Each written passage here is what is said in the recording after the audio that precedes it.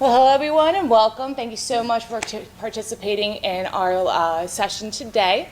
I'm Ashley Gavoni from Creative Hearts and Healing, and this is Phyl Campbell of many different hats, but currently we're the Rage Room in York. If you haven't heard of it, recent opening, we'll plug a little bit later. But our topic today is going to be play therapy, the language of gaming. How I'm approaching this is from a professional standpoint. My education and practice is an art therapist by trade, but I have found through working eclectically and holistically over the years, I pull a little bit from different theories, different arenas. So I'm not a play therapist directly, but I'm going to speak in the play therapy, just kind of basic common sense and integration into what we do in many modalities, as well as if you just play with or work with kids in general, or just family members over the holidays. Take an extra eye at the nieces and nephews and be like, oh, I see what's going on there. Tell me about that. So we're going to give you a little intro, some basics, and certainly if you're interested, we'll give you some resources to dive further. And if you're interested in looking into becoming a play therapist, we'll give you a few resources if you want to look into those pieces. Phil, any other interests from yourself? Yeah, I'm Phyl Campbell, 20 years in teaching. Author, publisher, editor, game maker, and now I run the Rage Room. So yeah, a lot of different hats, a lot of different experience, a lot of work with kids, and we're here to have fun. We are. We're fun people, so don't mind us if we crack jokes, make metaphors, certainly add to participation. Plenty of puns. Oh, we're very punny. And at the end, we'll kind of save some time, do a Q&A. If you want to ask us about anything, practice-wise, lecture-wise, we can certainly delve into those things. So we're going to get rolling. You have your slides in front of you. So again, our working on fundamentals is our first piece, so we're going to consider some of those pieces. So anyone that works in a professional realm, you're probably very familiar with theory. What we do is very theory-driven. You can pull from many different theories in many areas. You can mix and match, which is the beauty of the practice of what we do, and it's exactly that. We practice. There's no perfection. There's no one way. There's no concrete. We kind of go a little bit with theory, knowledge base, and a little bit with intuition as we work, as many of you probably have found. So a couple of theories that apply to play therapy. First is just Gestalt. We use him in many arenas for therapies, but in play therapy specifically, that theory is very directive, very therapist-driven, meaning when the client comes in, you're like, hey, we're going to play or do this today for a certain reason or goal. That it's more the therapist has chosen certain activities to work on goals or with individuals in certain areas. Parton is based his theory on 6 different stages of play, which we'll see in a few slides later, but that essentially there's a linear progression to play development. That there's sequential things that happen in order, that each milestone's reached, and then the child moves on to the next. Piaget, very cognitive developmental basis in therapy, so he also talks about predetermined order of stages, which we'll take a look at. And Erickson, huge one that kind of crosses all spans of counseling therapies and mental health arenas. And he looks at 8 stages of psychosocial development from infancy to adulthood, and that each of those stages are a psychosocial crisis that each person developmentally goes through as we grow. So those are related to certain age ranges, but again, I'll go through where that applies developmentally. There's our chronological age, there's our developmental age. We can regress. There'll be times we're working with inner child with adult where they're down on the ground playing Candyland. I've had that happen, and I highly encourage it. It's part of working through those developmental stages, and we'll talk a little bit of that in the next slides. So some examples for the Parton, the 6 stages of play, kind of essentially where kids start and where we go. The final stage you see in here, because they really look at the early developmental stages with children, is cooperative play.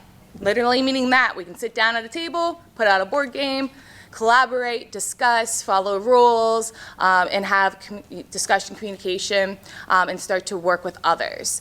Some clients, when I work with them, I work with all ages 3 and up, but sometimes I work with adults who only do solitary play. I've had some older children that literally looked at me and they're like, oh, you're going to play with me? Like what? And so they're stuck at that solitary play, looking at that 0 to 2 range. So when I would work with those clients, we would start in ego building, kind of reflecting and using myself as the ego strength of the therapist to support the interaction, the communication, and the growth in cooperative play. So we would kind of start where clients are and then continue to move forward through the stages. So then I would kind of move almost chronologically, picking games or activities or directives that help work on and help promote the development in each area. Another just kind of example of Piaget's stages of cognitive development. So you can kind of see again that chronological timeline. So if we're working with a client who is not at formal operations, meaning they think logically, they think in theory, they can think abstractly, those clients could probably play some of the games like Clue and some of the problem-solving games, some of the logic games, where if someone was at a pre-operational stage, meaning they hadn't reached that, then if you give them a game of Clue, they're just going to look at you and be frustrated because they can't logically sequence the pattern, they can't connect the dots in a logical way like someone that's at a formal operational stage. So again, they mentioned here the years about where this normative typical development occurs. However, again, as humans, as adults, we regress to these stages in different ways. Or if someone's kind of stuck at a certain stage that can't move through that, that's again where we start working in order to help them get on to the next. Just like, some people's favorite subject, not mine, math class. You had to learn addition and subtraction before you learn multiplication, division, before you could do algebra and so forth. There is some sequential steps of how to progress, and those things happen naturally, but then again, as therapists and as we work with people, we're purposefully trying to see what developmental stage they are at to help them progress to where they should be neurotypically. Piaget's cognitive development, again, here's just kind of the graph that goes along with the image from the previous slide, just describing a little further some of these stages. So again, kind of letting you know you're not going to give someone at that pre-operational stage, again, a very logical individual activity. They're going to get frustrated, they're going to give up. It's going to be too difficult. We have all seen the box suggestions of ages. That doesn't mean a younger child couldn't or an older child couldn't play that game. But they kind of, on each box, is that developmental range where they're like, hey, this is where these age ranges are probably working on these certain subjects. It's a suggestion. Like I said, as an adult, I still pick Candyland, and I love it every time. So you're never too old or too young to try to play a game. Sometimes I have younger kids that are so committed to trying to play like Battleship, and I have like a 5-year-old who, still working on letters and numbers. So that's beyond them developmentally, but I don't tell them no. I get out Battleship, we set it up, I explain it, I show them, and usually they get a couple pegs in, they put the boats down, and you design those. Oh, I'm done. Awesome. You looked at it, you asked questions, and you were showing that you want to continue in that developmental stage. So then we backtrack maybe to something that is more developmentally appropriate, but build up. And if you work with clients long term, so some of my clients I've worked with for a few years, I've seen that progression where we've started and where we've gone. So maybe I start with a 5-year-old who wants to play Battleship. We've worked for a few years, they're 8 or 9 now. Now they can play, now they're ready for that. And then they get excited knowing, hey, Miss Ashley, I couldn't do that a couple years ago, but I can do that now. So again, there's gonna be considerations for each individual and why you do things. And sometimes you purposely want to have that client get a little frustrated, right? So when I have a client that asks about Battleship and I know it will frustrate them, awesome, because guess what happens from that? Oh, why did you find that challenging? What about this? Maybe we could change the rules so it was easier to play. Can we play it together? Can I add? Yeah, go for it. Awesome. When you tell a kid yes, even if they're not ready yet, they hear you supporting them and saying to them, hey, you're awesome and I believe that you can do. Even if you don't, you're putting that faith in that kid, and that gives such, and I'm saying kid as the person that you are working with, kid as relative to the age of the game and all of that, good and wonderful. When you put that faith in them, then they can take that extra step. They can build that ego. They can build those skills, and they want to rise to the occasion, whatever the occasion is. If you limit them to, I know you can play Go Fish, let's stick right here, then their thought is, I'm only capable of Go Fish for the rest of my life and I suck. But if you give them that tool and say, I'm going to support you, we're going to look at Battleship together, until they're frustrated and you know it's time to put it away and do something else. let them be the driver. As long as it's safe and there's a learning opportunity, take that learning opportunity. Back to you. Thank you so Absolutely. much. No, I love the vignette and exactly that, because you also want to give them encouragement. Hey, might not be here yet. This is where we're going. So again, it's motivated some of my clients of, hey, I want to get to be able to play that. So Erickson stages, the psychosocial development, which many are probably familiar with. Again, but how this applies to play therapy is exactly that again, with the sequencing of where you may start and where you may head. So I've worked with adults even that are still at the fundamental trust versus mistrust stage, where we would sit to play a game and they'd be like, Miss Ashley, are you going to cheat? Are you reading the rules right? Are you telling me the right things? They want to make sure they have the right number of cards, that we're equal when we play. And sometimes it still kind of like strikes me, and I'm like, oh wow, like you'd even trust that I'll play a game like correctly and fairly with you. It tells me a lot, right? So with a client that's an adult that doesn't even trust to play, a game, we might do something that's more collaborative, that it takes the both of us to problem solve, that we have that ego support where we're working through together. A lot of the game and play therapy kind of settles in on this industrial versus inferiority level, the 5 to 13. That's when kids are really starting to want to learn things, figure things out, problem solve, build executive functioning, and so forth. So gaming at this age is very, very heavy. Play therapy at this age is very, very heavy, because that's where they're at. We have play therapy, art therapy, music therapy, all the expressive and creative therapies, because that's where we naturally start as humans. We all innately have the desire and the ability to make art, to create, to play, to engage with others. So that's the power of play therapy, is that it engages all ages and it's intuitive and natural for many. So again, a lot of my clients like to start with a game that they're familiar with, they have at home, they've played with friends, they feel like they've mastered. So again, Candyland's always a great starting point for a lot of clients. Go Fish, some of those more classics, because a lot of people are familiar, have been exposed to those, and kids feel confident. Sometimes clients want to demonstrate that they have the ability to do so. They have the industry. So I've had a lot of clients that, again, will pick games they know in order to demonstrate to me they know what they're talking about, they're capable. And then from there, they start at a safety point, then we build. Then we get into games they've never heard of or wouldn't have tried before, haven't seen. So properties of play. So I won't go completely through that list, as you guys are all capable of reading as well. But some of the major points here is that social and emotional development. It is one of the fundamentals. It is one of the biggest pieces. Building rapport, building relationships is one of the bases of all therapies. If you don't have that rapport and good relationship with your client already built, if they don't feel safe and welcomed, none of what you do honestly matters from that building fundamental point. So I often, again, when new clients will be like, tell me which games you like, what are you interested in, which ones you might want to try.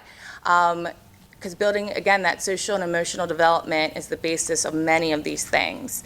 That goes into attachment theory. Again, if I have a client that doesn't trust me to play a game with them, they probably don't trust me in what I say to them as far as advice or guidance. They don't trust how we're working, that we have to build that fundamental. And again, that might point to additional things, provide additional information. When we're working with clients, again, if they don't trust to play a game with you, they probably don't trust many people in their lives. They probably don't trust people in many areas of activity. So in building that positive rapport and trust is fundamental. There's many other things that occur in play that are beyond the game. There's nonverbals, there's expression, there's emotional outlets that occur. There's, again, the creative developmental portion that is occurring the whole time, and empathy building. One of my favorite type of clients, bless you, are the ones that come in and I'm awesome at this game, I'll beat you, Miss Ashley, or they start to cheat in order to win. And so I always stop them at that point when I realize, I'm like, hey, like, if you cheat to win, does that actually demonstrate you know what you're doing? Does that actually make you feel good? Other than saying, hey, Miss Ashley, I beat you. Okay. Or I have clients that'll start taunting me in the middle of the game. Oh, I'm winning. And I'll look at them in a game like Monopoly and I'll be like, you're winning right now, and that's awesome. But doesn't mean you've ultimately won the game. You got to keep going. And we talk, about kind of that reciprocity in gameplay, because most likely if they're treating me like that in gameplay, that's how they treat their friends, and nobody wants to play games with them. So we work through a lot of these things that naturally arise, again, which is an intuitive part of play therapy, that you kind of recognize what the nonverbals are also happening at the same time. And building, again, that empathy. At the end of games, I'm always like, that was fun, right? Did it matter who won? And most clients, eventually at least, no, it doesn't matter, we enjoyed it. Awesome, right? Most of the time, unless a client really is determined to, we don't really keep score on certain games. We just play. And that is so freeing to not have to be in competition with someone, to literally learn just to enjoy, to be, to exist, to be present, can be huge for a lot of clients, especially clients that might have multiple siblings. They tend to be a lot more competitive than my clients that maybe are individuals. As well as some of the innate properties of play is you break down defenses. So if you've ever been working with someone, talk to anyone in general, working with a client, and they're like, nope, not giving you nothing, not saying anything, not doing anything. I've had clients that come in and they look at me and they're like, Miss Ashley, you know, you're art therapist, I hate art, never doing art. Okay, cool, what do we want to do then? So then I default back to games and other activities. And then I'd say literally every single time, eventually those clients then approach me, oh, Miss Ashley, what kind of art do you do with your clients? What are other things you recommend? What other games should we try? If I let them guide themselves a little bit first, eventually they get bored because they've done all the things they know how to do, and then they ask me what else is there. So there's definitely the power in that progression and breaking down defenses. And so many times, especially teenagers that don't want to talk, once we start playing a game, doing art or an activity, I'll ask her questions that I may have asked them before, and they just start to automatically answer. To the point where they answer me, they look at me and they go, see what you did there, you got me. And I'm like, yup, we just started playing, you were a little distracted, your mind kind of opened up, you weren't thinking on so hard on blocking what you were saying, you let it out, and then they realized that felt good. And so here we are talking on all kinds of things, not even just about the game, but all kinds of things while playing. Core memories of childhood, times where like maybe someone threw the Monopoly board in their family. So a lot of things then just start to naturally come up. It gives another way to facilitate. Nonverbal communication, we'll go over verbal and nonverbal, but nonverbal, there's so many nuances to nonverbal communication that, again, I'm sure you guys are largely aware of, but I'll kind of relate into gameplay. So if people are hesitant to start a game, they're say, you know, I don't think I can do that, I'm not sure how to do that, they don't want to fail. If a client really hesitates, that might give some indications. No one thing points to any single diagnosis. So I want to make that clear. One thing does not equate to the other. We look at the individual and all the parts. However, if someone hesitates to even start a game, they're feeling insecure, not confident, I might start thinking on like self-esteem, I might start thinking on anxiety, I might even consider executive functioning. Maybe they're avoiding playing the game altogether because it's hard for them to sequence, because it's hard for them to put that together in their minds, and they're already frustrated and don't want to start. So that's always a sign to me if there's hesitation on a game. Loss of interest. We've all played with people who are like in the middle of a game and they're like, I'm done. And so I always stop my client, then I say, well, why? You know, are you bored? Do you find it challenging? Is it frustrating you? How is it making you feel? Usually it's that, where they're getting frustrated, or I'm winning and they refuse to let me win, so the game's over. So that's their answer to not losing the game. But I might think, again, on some different types of things, you know, attention and focus, maybe ADHD, maybe, again, the anxiety, executive functioning. So the nonverbals you pay attention to because it may give information just beyond, again, the verbal. Proximity and positioning I notice a lot. I give my clients always the option to sit wherever they want in my office, pick their seats. We can play on the floor, we can play at a table. I give them those options, and I notice where they may sit. I have clients that sit very far all the way across the room from me, or won't like sit person to person like in front of me to like play a collaborative game, or avoid eye contact. I kind of notice maybe it's anxiety, you know, maybe it's sensory. There could be so many different pieces, but that's something I'd notice. Maybe they're just not comfortable with me. Maybe they're guarding. Maybe they think the farther away they are from me, the less I can kind of notice or see what's going on there. So again, I always recognize that. But she sees everything. I take it all in, and my clients that work with me long term start to realize I notice everything, or as much as one possibly can, right? And that's what we're talking here with the nonverbals. And as you know, working with people in that capacity, I love the eye roll. One of my favorite nonverbals, the eye roll. I laugh a lot because Usually parents find the eye roll very insulting when they're talking to their children. When I get the eye roll, I just laugh and I say, hey, I saw that. What's that about? Again, is it something maybe I said that they didn't think was funny? Maybe they found something challenging. Maybe they just got miffed that, again, I took the lead in something. So I'll address those things. Hey, are you getting frustrated? Is this hard? Because then we take those moments to work through that. Attempts to cheat. Notice those things again, and kind of address the why. Are you feeling like you can't win this game, that you feel you need an upper hand? If the clients want to change the rules in the middle of the game, I say, hey, we started the game with these set rules. We're going to finish the game with these set rules. However, if we want to play again, then we can talk about the rules beforehand. We can agree upon what the new rules are, set them in place. Once we start playing, those rules don't change. We can't change the rules mid-game to make it in anyone's favor. Again, that clients often try to do. But I also want to support the creativity and problem solving. I often read the directions for games and I'm like, no, that rule, not playing that way. So I give my clients the opportunity to do the same, but then that also really builds them wanting to mix and match. I have clients that will pull different pieces from games. I have this giant spinner from a giant life board. I have my Clue Liar's Edition button from a special edition of Clue. We bring out domino pieces, dice. So eventually with gaming, usually clients get to the point where they want to create their own games or mix and match to make a hybrid game. And that becomes very powerful because I had a kid that probably for 3 months, all he wanted to do was play the game of life. But what came out of that was, what are your goals? What do you want to do? Oh, you decided to get a dog here. Would you get a dog in real life or would you get a cat? So it brings a lot of opportunity. We played. He mastered it. He knew all the spots. He knew exactly how he would play out the game every single time, where he started to get bored. So I said, hey, you love this game of life. You're living your own life playing that game. Let's make one. So he made a whole board game, very much to his amusement, because we were doing in-home at the time. So when we were finished, he had his family play. He was very miffed about having to go to summer camp to work on math. So there was an area in the life game where you got detoured and caught in this constant loop of summer camp that you couldn't get out of. Oh, no. Yeah. I played a lot of summer camp games. So you would get trapped at summer camp.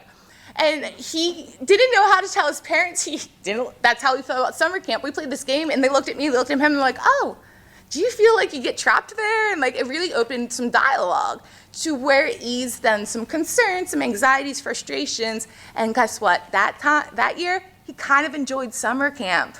So it helped him work through some of that, take a little control, make fun of it, talk about his frustrations, that then it prepared him to actually have a good time at summer camp. So that was a great version of life that literally any client can create their own game, or especially their own version of life, which I highly recommend because a lot has come out of that version in particular. Working with, did I slip a slide? Yes. Oh, I apologize. I don't know how to go back, but on your worksheets, the verbal communication portion. So that's very, direct, but we also consider pace of speech. I myself are kind of usually a rapid speaker. I try to slow down, but I got the energy. I like to move and shake. So I notice about that with clients too. Are they very slow, or they sound unsure with everything they're saying? Or again, are they like this and and you're like, hey, can you slow down for a moment? I can catch that. So there's many things to notice within speech, just not what someone is saying, but what they may mean behind that. Frustration noises are another one of my favorite, just like, the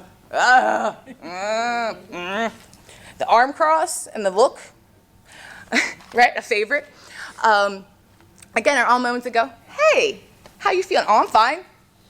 Are you though? And then I'll do the motion back to him, because you look like this. Oh, well, you look frustrated, Miss Ashley. Yeah, you do too. And then starts that conversation. Usually the ones that like to try to cheat and win games tend to do some teasing or mocking. I had one client, again, in Monopoly. He would just, Miss Ashley, you're not going to win this. I have so much money, yada, yada, yada. And I'm just cool, calm, collected. Yeah, I can always earn more, and it's fine. And, games, sometimes you're up, sometimes you're down. And then got to the point where I was winning, and he just looked at me, and he looked so sheepish. And I said, what? And he was like, well, I made fun of you for not winning, and now I'm losing. I said, yeah, and how's that feel? And again, opened up a lot more dialogue.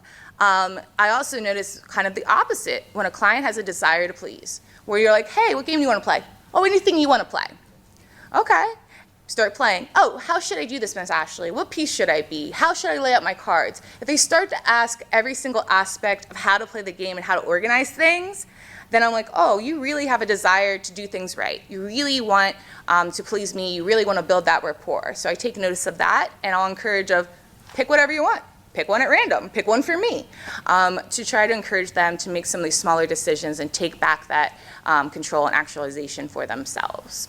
Working with the inner child, my favorite part of all people, inner child. You don't have to be a child to have the inner child. So in that respect, regression is healthy. We talk about regression as a defense mechanism. We talk about it as, if that's a primary defense mechanism or really the only one someone leans on, and it's always regression. Leaning on only one defense isn't the healthiest. However, regression and doing it purposefully and with your therapist is a great thing. It can lead to healing. A lot of trauma, as we know, comes from childhood. So that's where we need to start. That's where we need to meet people. Again, that's why bringing games like the classics of Candyland and Battleship that people are familiar with really touches on that. I had a client that did not want to play any games, and then I mentioned that I had Candyland. They lit up, and they're like, oh my gosh, Miss Ashley, can we sit on the floor and play that? And they were 22. But Candyland brought back a core memory from them. It was a positive, and that unleashed all kinds of things about childhood that they weren't prepared to tell me that day. But it came up naturally because we started gaming. Gaming also supports all in communication and connection and facilitation. And the connection and conversations that arise, we just kind of follow naturally on that path. Sometimes we don't finish games because we delve so hard in conversation that the clients were like, hey, I know we started with the game, but now all this stuff's coming up and I want to talk about that. And adults, we can play any game, anytime, however we want to play it. You have their permission to play. It is a good thing. So anytime, again, an adult's like, Miss Ashley, can we play Barbies? Can we play Candyland? I'm all for it, and I encourage them highly. I'm like, absolutely we can. So just as Phyl had mentioned earlier, we're never going to really stop a client from exploring a game or trying things out. Sometimes that's what they need to do, even if it's like, I've had clients, hey, can we get the box out? Can you show me the pieces? Because they were interested in the pieces of a game. Absolutely. And then I kind of ask them, what intrigues you about this? How would we use this in another game? Different game considerations, kind of leaning into some of the ones I have here on the table and I have on display, which we can take a little bit of a look at when we're finished with session then. But again, you might pick games based on developmental level of where you're working that are kind of for that age or, again, beyond, depending on what goals you're working on. You also might want to consider the time frame. I usually do 45 to 50-minute sessions with my clients. Traditional Monopoly, most of the time, we don't even bust out. As anyone's played the Monopoly, takes forever, right? However, there's different versions. There's Dino-opoly, I have Pizza Monopoly. There's a new version that is like the board is round, so it takes a lot less time. They have Monopoly Deal, Monopoly Bid. So there's also versions of some of these longer games that you could find different ways to integrate those because they take less time. Or if someone really wants to play Monopoly, I just kind of set the expectation from the very beginning, hey, we're probably not going to finish. Or hey, do we want to just play with half the properties? Do we want to adapt the game from the beginning so we could finish it? Sometimes I will pick a longer game knowing we won't finish because I want to push clients' frustration tolerance, because I want them to come back the next time to finish something. Sometimes clients want to do something in one session because they want the end product. They want to be finished. They want to have a wrap up. Sometimes with clients, it's important to kind of let that hang of, hey, we'll come back to this. So again, when you're working with individuals, knowing just kind of the goals you've set, where they're at developmentally, their interests will inform a lot of where you go. I have a rattlesnake Jeek. I don't know if you guys are familiar, one of my favorites. He's not on right now, but he will rattle if he is. You put gold in here, go around taking turns, taking out a piece of gold, and then eventually the timer will go off and his head will pop. So sometimes I'll warn clients, sometimes I don't. It depends. Depends on how long I've worked with them, our rapport, so forth. I use this a lot working with clients with fears or anxiety because it happens suddenly. It does usually make people jump, at least the first couple times they play it. So then we'll talk about your fears. At what point maybe did you feel that, oh, and have that surprise and you were afraid. Some people are afraid of snakes, so I choose Rattlesnake Jake to do a little exposure therapy in a safe way. Or I've had clients we've played, I told them he'll pop, they're not afraid of snakes, and then he pops, startles them a little, and I had a client look at me once, just fine, look at me, wait for the reaction, starts to cry, crocodile tears, and I could tell it was just crocodile tears. So I look at them, I said, what scared you about that? And they're like, nothing. And I said, okay, well, why are you upset? And they just stopped. And they're like, well, I guess I'm not really. And so we worked through that and on that. But that was kind of their default, is they would cry whenever they wanted an emotional response from an adult, whenever they wanted the attention or for someone to jump in to soothe them. And the fact that I didn't straight jump in and just kind of ask questions made her stop and realize I wasn't going to give the, oh my gosh, are you okay, and do that. It gave us a chance for her to re-regulate, and then we finished the game. Some different points on identity and character development. If you're familiar with RPGs, Dungeons and Dragons, World of Warcraft, this is not my arena. I'm totally more of a board game person, but we have a lot of video games, online games that are collaborative and that require character development. There's also board games and other options in order to help someone do that. I do that in art and having them develop their own maybe cartoon character. One of the things I brought that I'm really loving, this hybrid of art, gaming, and technology, is Pixcade. Essentially buy the box. It has an app, you download that. Your clients can draw on paper with certain colors to manipulate, to make different video game levels, so they actually draw out their own game. And then you animate it on the iPad, and then they can actually go through and play the levels. It's very neat. I had one client, we were working on anger and frustration, so I gave them several options of activities we could do. They chose to do Pixcade. So there was a giant volcano that was erupting, and there's this little tiny figure that couldn't even jump onto the bases to stay safe, that kept falling into the lava, could not win the game. So then we went back. Okay, what could we do differently? How could you be successful in the game? What tools or strengths do you need? How can we rework this to make this successful? So they eventually made enough ways to protect themselves. They made themselves larger. They made more tools in the game so that they were able to complete it successfully. Then by the end, they felt much better about alleviating those frustrations and were calmer afterwards through working through that in the metaphorical space. So Pixcade is a great one as a hybrid, especially if you've got some kids or clients that really are into video gaming or doing online gaming. That's a great way to integrate multiple aspects into the therapeutic process. Certainly different RPG games, you create your own characters. I have an example, it literally says customized character. In many of these games, literally, you can customize every aspect. So I have clients that I'll talk to about video gaming. They'll tell me what they're playing, and I'll start to ask questions. Okay, well, why'd you choose that game? What do you like about it? Is it a solo game? Do you play with others? What's your character like? So many times, right, because anything we create is a reflection of our internal selves, they're describing this really strong character with all these qualities they want to have and that they kind of idolize. So we talk about the strengths and weaknesses of a character and individual. We talk about how they're similar or different from this character, how they might grow some strengths like this character. And then it gives them more of that power and embodiment to work through those things while they're gaming and make some purposeful choices in some of their gaming. Clue is a great one. Obviously the characters are preset, but having character selection in a game is so important. There was one client, loved to play Clue with me. I was always Mr. Green because that's my favorite color, but it's Mr. Green. So the first time I chose Mr. Green, that client looked at me, he's like, Miss Ashley, but you're a girl. And I looked at him, I said, well, we're playing a game and the character's green, it's a pawn, why can't I be Mr. Green? And he's like, good point. And he looked at the characters, he's like, well, purple's usually a girl color, because that was what his bias was. And I was like, but is it? And it's a guy. And he's like, oh, Professor Plum, does that mean he went to school and he knows things and he's like a therapist? And I'm like, yeah, he could be.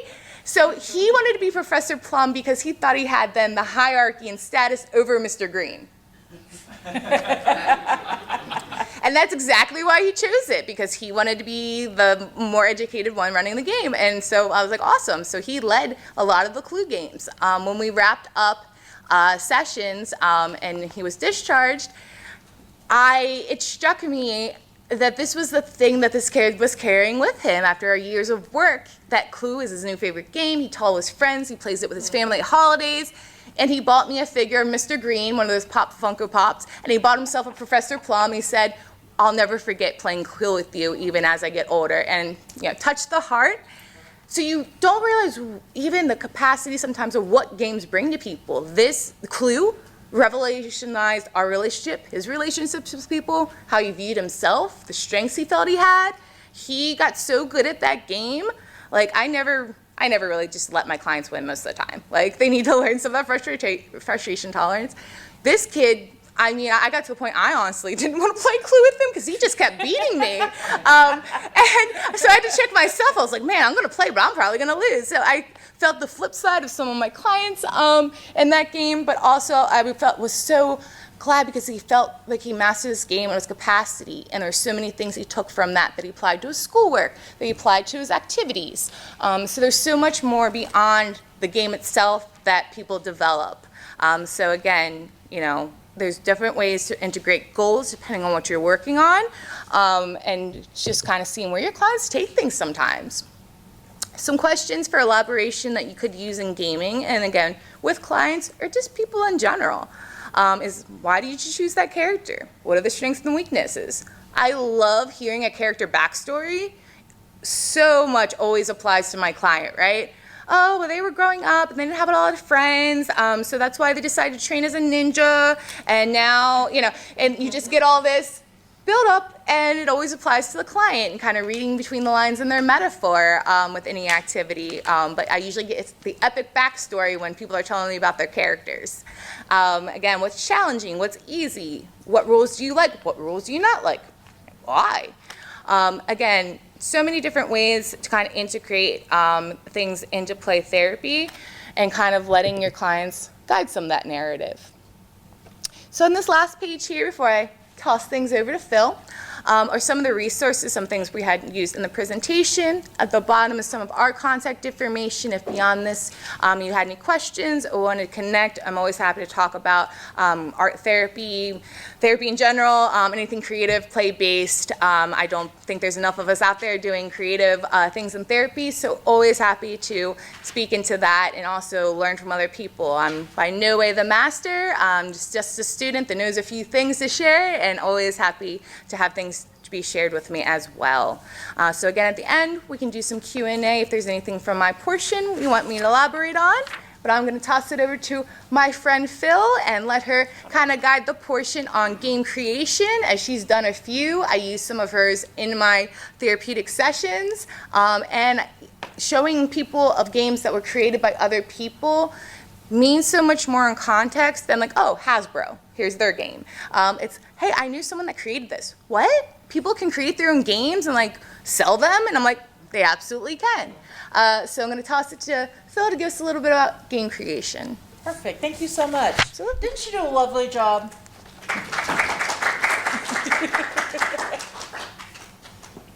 So, my kind of take on everything is how to get all the pieces of me together on a plate and serve. I wrote a series called Mermaid's Revenge, and it's for middle grade readers. And I had my middle grade target, which ended up mostly being the moms of middle grade readers. That's fine. But I was looking for gateways to get younger kids and other kids, people to do it as a family, so that they would be interested in the novels and see what's going on. I made a coloring book, I did some other things, but I was like, games, that's the way. I love to play games, and this is just another way to get people in. I'm not ever going, I don't know, you never say never, but I'm going to in this case, to make a $60 game that people can't afford. I want affordable games that teachers can have in their classroom or therapists can have in their classroom, that if they sent it home with a kid who they knew really needed something, they could afford to quickly replace. I've also made games that you can download and print the pieces or use your own stuff to figure it out. Yeah. I didn't know that. Because the ideas are what is important to share, and making a game affordable, fun, figuring out how you can do it so that you can do my game with mermaids, or you can adapt your own strategies. Most of the games that we have build on other games that people know, experience, and love. But one of the fun things about creating a game from scratch, which it's not, is that the other players don't know that game. You've created it. So when you're introducing it to a small group session, no one has played that game before unless they're one of your people. So they're not coming in they're a master at checkers, they're a master at Candyland, they're a master at Clue. They have no idea what this mermaid game is, and that's something. That's a starting point. So I'm going to start with Clever Mermaid, which is a little card game. It's actually the last game that I created. So I learned a lot, and I learned about the economy of game creation because it is the most professionally packaged game that I have because it is only cards. Clever Mermaid is a matching game. It is very similar to Go Fish or Uno or those things where you're just matching. Some of the house rules are that you don't have to have something in your card, in your hand, to ask for it. So if you're looking for a mermaid, you can say, hey, do you have a mermaid? And if they have a mermaid, they have to give it to you. Or you can go fish for it if there's only 2 people in a fish pond. This one does not require reading, so you can look at person to person and how they're playing the game. And once the mermaid has been found in the first time that you play the game, if the next person wants the alien to be, we just change it. Okay, Tommy won, so now we're going to play, and the alien is what is clever. The unicorn is what is clever. And the game can continually change through 13 different suits. And then the next slide is a parts list, but you can read that. So turn to Mermaid Explorers. And I packaged that one this way. I actually printed the game board on a dishcloth.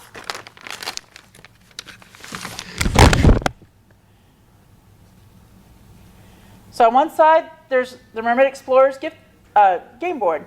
On the other side, it's checkers or chess. And the pieces, and I explain how the pieces can be used to play either game. This is a 4-person game. But if you mix and match the colors, then you can play a 2-player game on the back. This one is more about math skills. So there's not as much reading required, but there's a lot of just, hey, we're going to do this game. We're going to work on adding up to 10 or adding up to 5. So it's a game that can get really repetitive, but it's a game that hopefully builds success.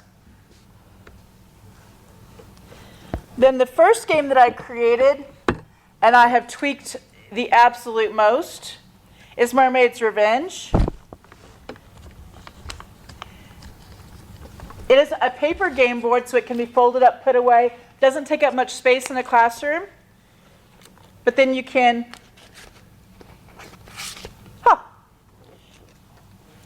stick the paper board in just a 3-ring binder sleeve so that you have a flat surface to play on.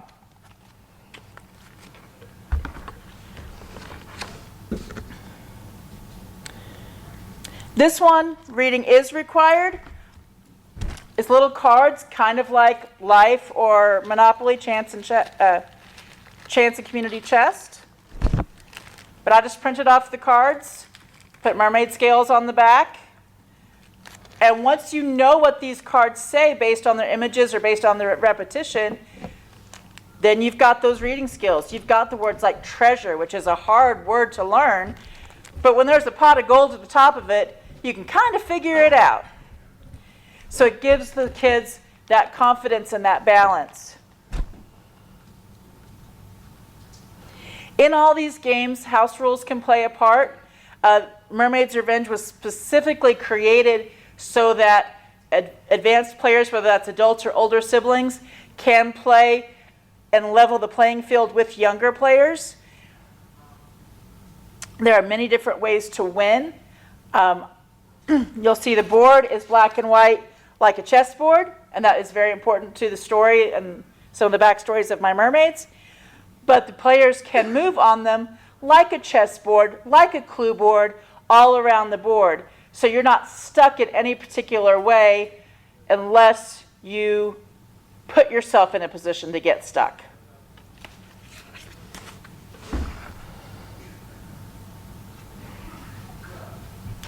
That was fast, but that was good. She did all the wonderful hard stuff. I'm just here to play. So that's it for me. So it opens up, thank you. A little bow. So that opens up to questions, literally any. If you have some about games that we have displayed, how you might use them with a particular age or client, or anything we had spoken on, we'll kind of open the floor for a few minutes of that, and then we'll be kind of mingling around as we, clean up and get ready to transition for lunch. We'll be letting you go for lunch for a little bit earlier today, because I believe it is important to do self-care, correct? Especially if you're a therapist. We don't do it enough. We also are available if anyone wants to play a game with me. I'm for that too. So any questions on presentation or for us in particular? Go ahead. First, I just want to say thank you so much for printing out the slides. It was extraordinarily helpful. Awesome. Thank you. Very welcome. I was going to ask, you were talking about the sort of progression of play and the difference of like cognitive development. There was a moment where I thought I was confused when I realized actually what you weren't talking about. You're good. But this sort of like the arc of play when you're playing a game where you're learning it, you're getting excited, and you master it, and you have like fun playing it, and then that sort of plateaus and like tapers off, and you know, like move on from the game. I was wondering if you had, resources or information about like what that looks like. As far as like what you might do to continue them with a client, or Like thinking about it in the context of the client situation, and I would, like my bias would be like, using tabletop role. Sorry. Say, you have something like D&D, you're making a game, it's like we're going to play it for 50 years. But if you're doing something therapeutically, maybe the whole game needs to be included within 3 hours or maybe 3 sessions. gotcha. So it's like thinking about that. I'm coming at it from the point of wanting to design thoughtfully to have like a good arc of play in a therapeutic setting. But I'm wondering if from the clinical context, if there's maybe Gotcha. not articulated. No, I totally understand. So it's one of those where there's like that large overarching answer and then maybe some specifics I can give. So the overarching answer is it depends on the individual, the time frame, and if you're playing with one person, if you're playing with a family, the age of the kids. So there are a lot of nuances to consider. Again, typically I work about 45 to 50 minutes with clients. If I'm doing a group, maybe an hour, hour and a half. I don't usually do sessions longer than that. I don't know if anyone does. In-home is a little bit different. In school is a little different. You do like longer sessions? Yeah, I mean, I just started at this family-based, but it's been an hour and a half at the least, which Gotcha. I'm not used to. But there's more time because you're in their home and it's the whole family. And Yes, in-home is usually longer. So again, you kind of consider the environment, the amount of players, the time frame. But if you're looking kind of typically in an hour. However, for us therapists, that means getting our clients in, kind of going through the check-in process of things and how you open session, leading into the game process, wrapping it up, wrapping session up, whatever your enders look like. So in my mind, when I choose games, if I want to do it in a session, I choose games that I can do in 30 minutes or less. If it's a game I know is not possible to do 30 minutes or less, then like I said, I usually prepare my client, hey, this is a longer game. We can leave it set up. We can take a picture of the setup so we can come back to it next time. So some of my clients will choose to do that on longer ones that they're engaged in, and that's good for their process. Younger clients, I say pretty much clients under 8 or 9, I try to stick to a 1-session game. They usually don't have the functioning capacity to come back the following week to remember what we're doing, how we're playing. In fact, then they usually are like, no, I don't want to do that today. So younger clients, you want to stick to a shorter time frame for sure. Also thinking about attention span of the individual. Typically, kids, we think of essentially about a minute times their age. So 5 years old, attention span solid, about 5 minutes. So forth, pretty much to about 20 or so. As adults, we max out about 30 or 35 minutes of like solid attention span. So I know somewhere in our presentation, you're probably zoned out, and that's okay. So yeah, you want to consider that, and again, if it's like a family play, it's probably going to be longer. What I really like are games that have adaptations where it's like, here's the quick play. That is a great thing, because then you can choose to do that or extend it. So again, if you are creating a game, that might be something to think of. Here's quick play or easy play, right? Or easy quick start. And here's the longer version for a longer term game, if you're kind of looking at something like that. Card games are great. Those are typically shorter or quicker to do and adapt. But I love some of my longer therapeutic games are ones that take multiple sessions. I would just, again, kind of consider your demographic and age range, which, you know, if we wanted to talk on further, we can. But if he's looking at game creation in the D&D style, just limiting the characters and the plot to, here's this task. We're going to go on this mission to this dungeon, do these things, encounter these monsters. That can limit your gameplay considerably. And then as your client grows, if you're doing a multi-session or a group session or something else, then you can talk about how you're going to expand and how you're going to have this arc of your hero's journey or you know, your adventurer's journey if you have someone not playing lawful good.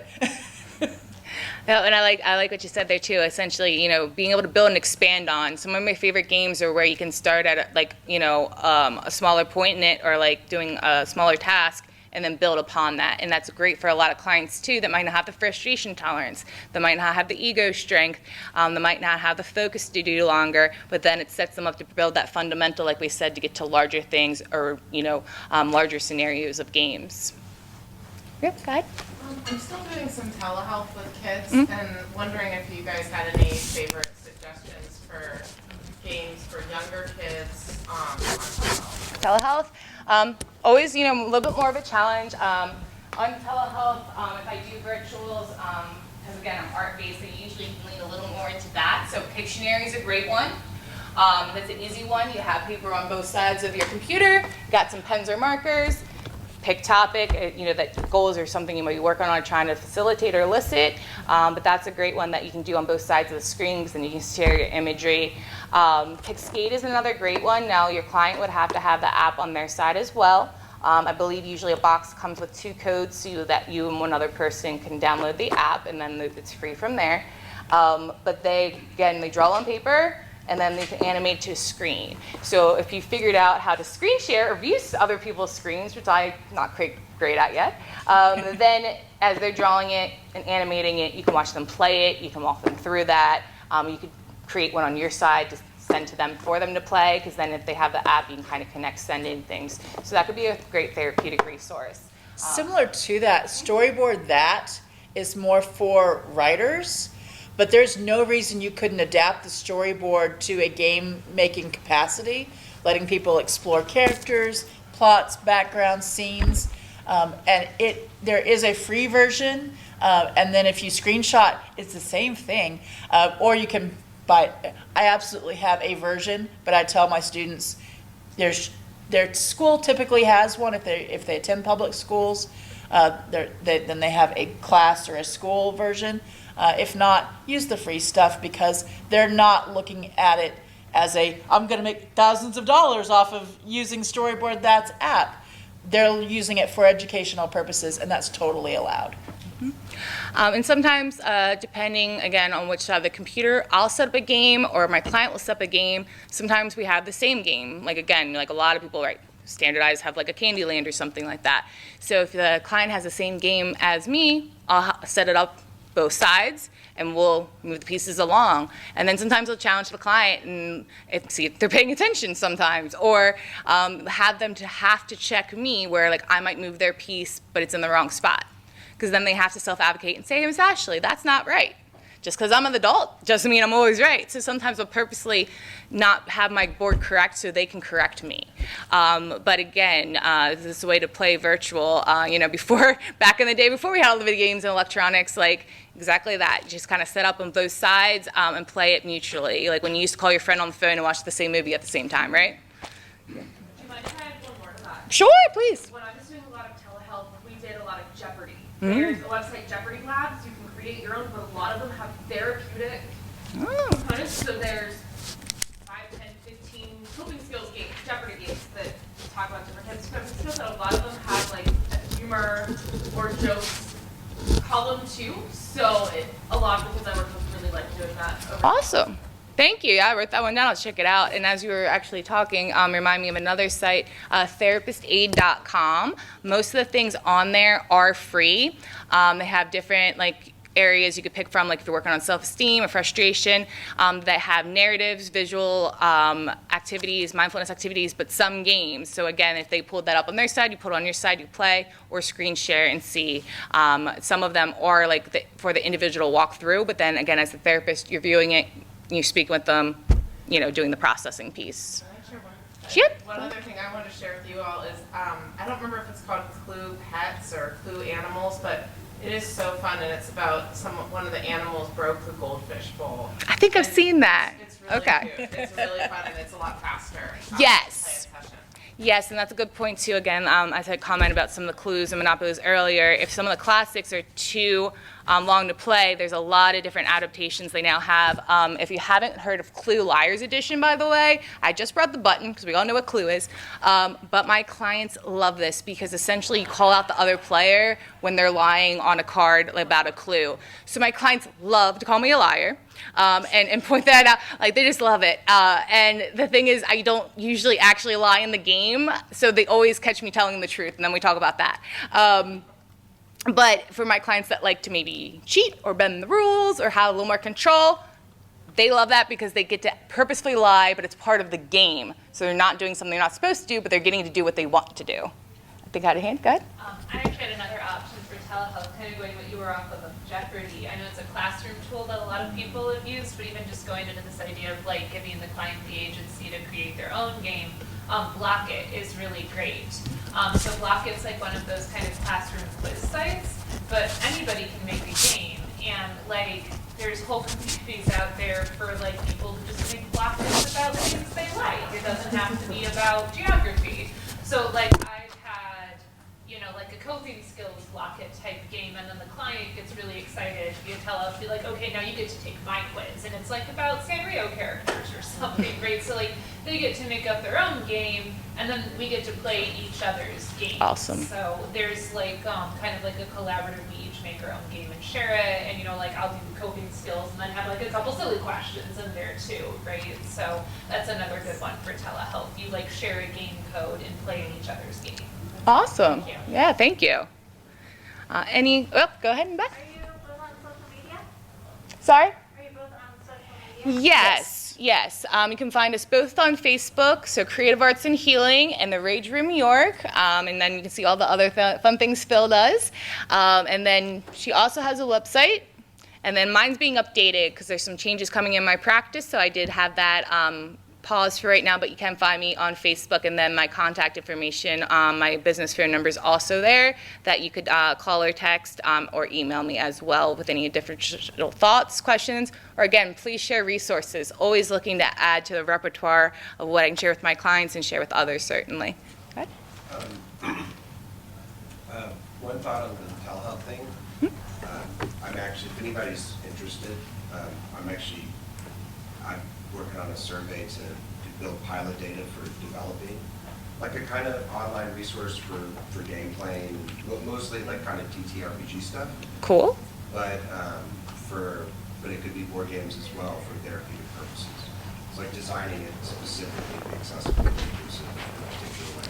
Awesome. Yeah, I'd definitely like to get your card. And I think that's some of the exciting thing about play therapy, gaming, art, all of it, of what we do therapeutically, is we're continuing to take some of the things that other people theorized, practiced, researched, but we are, as individuals working right now, are building on that, continuing that, expanding upon that, creating own games, creating therapeutic options, creating things for online, for in-person, that I think that's the power of gaming. There's limitless options and so many things that can be done to support working therapeutically in gaming, and I think we need more options for like electronic and video game and online gaming that are therapeutically based or could be oriented on exactly that. So I think that's an awesome direction to be taking. Okay. It was also, that was like a... You're good.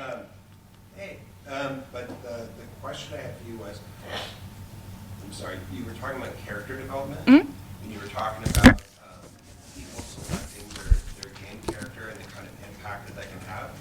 And I was wondering if there was an interesting difference between something like Clue, where they're like highly personified characters, and something like Monopoly, where it's like, I want to be the dog, or I want to be the hat. Like, Well, again, working, yep. Pros and cons to either strategy. Absolutely. I wouldn't take one over the other. Again, kind of is where clients are starting and what their interest level is. But as far as just character selection, things that are more already preset, like a Mr. Green, a Professor Plum, right? There's 6 different characters in the game. However, if a client wants to rename the character, wants to give a backstory, wants to decide they have a different job, all of that I let them control. So if you didn't want to be Professor Plum and you wanted to be, I don't know, give me a random name, you're good at that. Projector Penelope. Projector Penelope. So, sure, why not? But I'd ask then, why that name? Why that choice? What about that character? Because obviously they're connecting more personally with it. When like building a D&D or customized character, obviously you control way more. So you're seeing way more of the internal state and the connection with that client when there is more content they are building upon. However, my most creative clients will take exactly that, something that's pre-made, alter it, make it themselves, make it their own. But it's all projection, right? All projection of our internal self, our internal state, metaphor for the self. So, I try to read into that some, support that, and have them develop more, and maybe ask questions about that character that they hadn't asked themselves. And the great thing then about that projection is we're talking about the character the whole time, right? Not my client. But they're giving me all the information they don't realize they're giving me. So I love doing character development because some of my clients that might be more for closed or defensive, that tends to upbuild them way more. My one client, I worked with him for like a year, and he kind of talked about girls, but kind of didn't, and he didn't really talk about relationships, didn't really have any solid, and I was like, I wonder what more is going on there. And we talked about him playing Pokemon Go, and he was talking about his Pokemon Go character, and his Pokemon Go character is a very feminine character. It's a female character, very amplified. And I said, why the choice in this character? And he started telling me, well, I have a very feminine side, and I don't like to let that out. People bullied me for it, and all this started to come up because he told me about the selection of his Pokemon character, right? Same with like Minecraft. I had a client, first couple of sessions, all he wanted to do is talk about Minecraft. So that's what I told his mom. Oh, I just talked to Miss Ashley about Minecraft. So she was like, well, what are you guys actually doing? And I was like, we're talking about Minecraft. And so she looked at me and said, but what you don't realize is all the stuff I'm getting out of it. I know his fears. I know his strengths. I know how many friends he has. I know how he relates to people. All these things that came out of him explaining Minecraft to me. And his mom was like, what? He talks to me about Minecraft all the time and ignore him. And I'm like, you shouldn't. He's telling you what's going on. So I figured out exactly through that game that he was being bullied and all kinds of things because of the character interaction, and that facilitated that. So yes, pre-made characters can still completely be altered to be the own or from the ground up. I find clients that are struggling with ego strength or self-esteem or kind of their identity have harder times completely creating a character out of nothingness, out of nowhere, having all the infinite options. So some that's a struggle. would like to start with a more pre-based model or more of a limitation in that character development. But then, again, it says a lot about where they are and where they are in their own development. So I then try to get to clients to a point where it's completely all control, coming out of nowhere, and create your character. And painting minifigures, learned so much about my clients, about their frustration tolerance, about their interests, that painting characters or character creation in clay or other things, modeling that character they've been talking about and develop me, and actually bring it to a creation can be very powerful. Any other questions, thoughts, shareables? Well, just to follow up on what you're talking about, I've noticed that, so you're talking about kids, so you're giving them a little bit more limits in their choices. But when it comes to adults and like role-playing games, different role-playing games seem to have different systems for sort of creating character. And I've seen some that do a really good job of opening up the ideas that help somebody kind of project into it, versus some that are a little more limited in their scope. And so I feel like the more degrees of freedom we give somebody through our questioning, the better that we're going to see how this can be used as an assessment tool or as a way to better see the client from a more clinical perspective. And even in D&D games where you roll for all your stats, you can see how the person reacts to what they rolled and how they're having to deal with what they may not have wanted. Like if their intelligence is 4 and they think themselves really smart and their strength is 20 and that's not what they think about themselves, you can see that through their nonverbal gestures. Sorry to cut you off. Please continue. No, you've got a lot of dynamics there. That's perfect, because it's the way the client responds to the choices that make most difference for us as clinicians. Yeah, definitely a good point. And RPG games are a weakness of mine where I want to grow more knowledge and experience in. I mean, a very basic knowledge. So I'm hoping to learn some of that this weekend as well. So I'm glad you guys kind of jumped in. I know Phil knows way more about D&D and some RPGs than myself. But yeah, I just think the world of gaming is limitless in that way. So sometimes it's also then hard to narrow scope. But having all the freedoms to make those choices and changes and literally telling a client, no, you can make your own rules. What? Is a huge thing. So any other questions? Yay, controlled anarchy. Yeah, yeah. Well, thank you guys so much for being part of this today. Thank you. You guys have been great. And we'll be around. But certainly enjoy your lunchtime. And then I believe the next sessions are starting at I have no idea. 12:30? 1:30. Thank you. Next sessions will be starting at 1:30 either in this room or the adjoining room. Thank you guys.